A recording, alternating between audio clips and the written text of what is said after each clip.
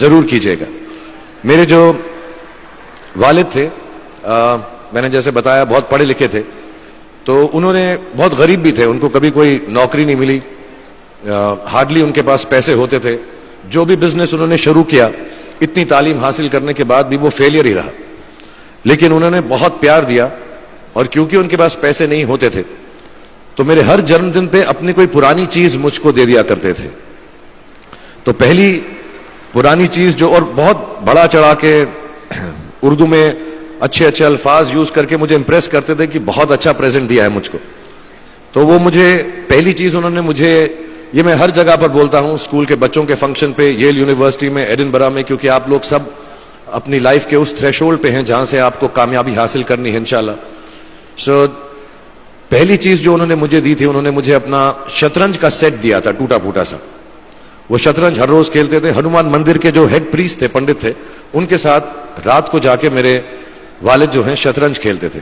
और उन्होंने मुझे कहा कि शतरंज से आप जिंदगी के बारे में बहुत कुछ चीजें सीख सकते हैं।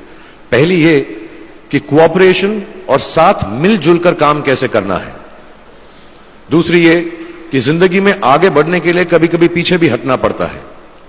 तीसरी ये कि जो छोटे लोग होते हैं, जो आप समझते हैं, कई लोग ऐसी बात मानते हैं, जो पॉन्स होते हैं, जो प्यादे होते हैं, उनकी सबसे ज्यादा इज्जत करना जिंदगी के अंदर। कोई भी इंसान छोटा नहीं होता, हमेशा हमेशा जिंदगी में काम आता है। और कामयाबी हासिल करने के लिए आखिरी बात शतरंज ये सिखाती है हमको कि कभी कभी जिस चीज से सबसे ज्यादा लगाव होता है, जैसे रानी से अमूमन हो जाता है, कभी कभी उसे भी सैक्रिफाइस करना पड़ता है आगे बढ़ने के लिए। दूसरी चीज जो उन्होंने मुझे दी, मेरे पास है वक्त, 2 मिनट बोल सकता हूं मैं, sorry.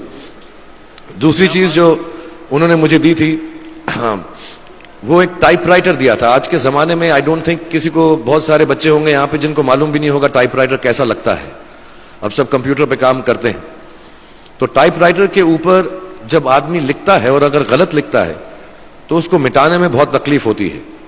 So you have to be very diligent, बहुत ध्यान से लिखना पड़ता है, हम गलती नहीं कर सकते। और टाइपेक्स यूज करते थे टाइप को निकालने के लिए, कभी उंगली फंस जाती थी उसकी कीज के बीच में, मगर बहुत मेहनत से, बहुत डिलिजेंस से काम करना पड़ता था।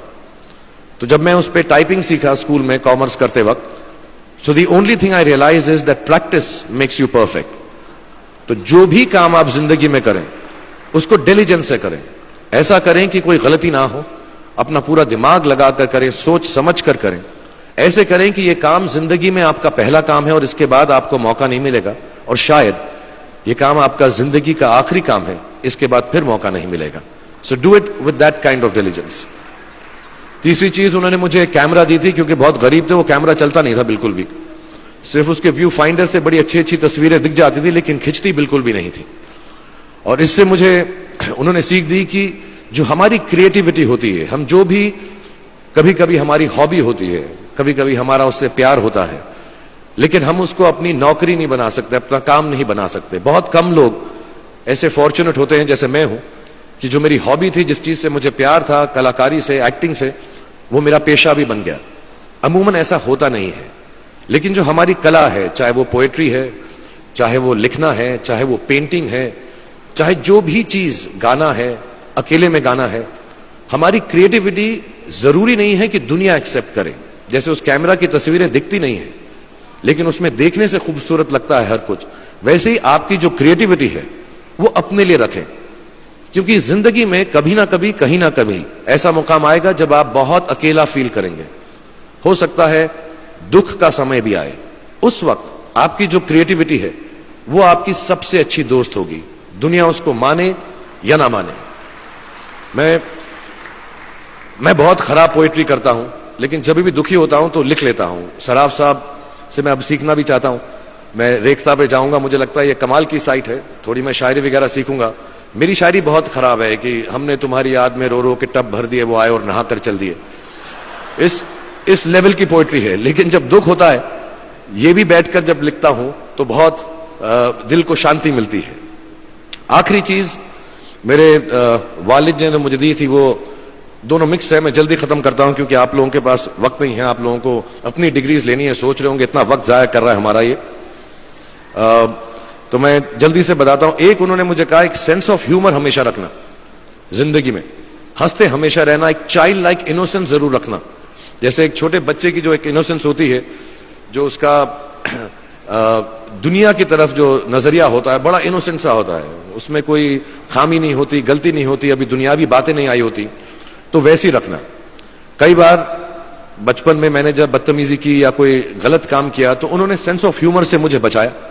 और जिंदगी भर अगर आप अपने ऊपर, अपने हाल पे, दुनिया पे, क्योंकि लोग आपसे हर कोई बात कहेंगे, अच्छी बात भी कहेंगे, बुरी बात भी कहेंगे, क्योंकि लोगों का काम है कहना। अगर आप उसको एक सेंस ऑफ ह्यूमर से देख सकेंगे तो जिंदगी जो है बहुत बेहतर रहेगी। And last not the least, what my father gave me, what my mother gave me and what your parents have given you, आपके जो पेरेंट्स हैं जो आपको दिया है, वो सबसे बड़ी गिफ्ट है, गिफ्ट ऑफ लाइफ।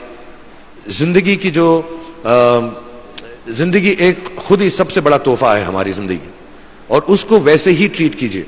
जिंदगी के अंदर जो भी मुकाम आए, जैसी भी चीजें हो, अच्छा हो बुरा हो, कभी अंधेरा हो कभी उजाला हो, हर चीज को रिस्पेक्ट कीजिए और जिंदगी